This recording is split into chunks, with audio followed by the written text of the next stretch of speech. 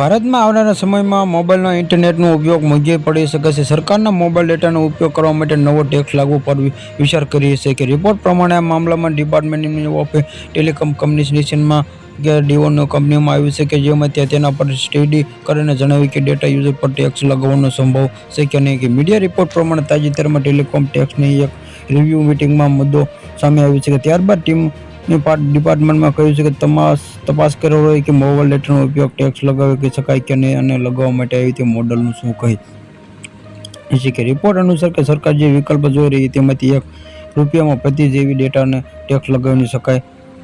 આમ દ્વારા દર વખતે યુઝર મોબાઈલમાં ડેટા ઉપયોગ કરી વધારો ચાર્જ ચૂકવવાનો પડી શકે છે. કહેવામાં આવ્યું છે કે જો કે ₹1 પ્રતિ જીબી ડેટા લાગુ થાય તો તેનામાંથી સરકાર દર વર્ષ લગભગ 2290 કરોડ સુધીની કમાણી થઈ શકે છે, પરંતુ આનો પ્રસ્તાવ કે હજુ કોઈ અંતિમ નિર્ણય લેવામાં આવ્યો છે.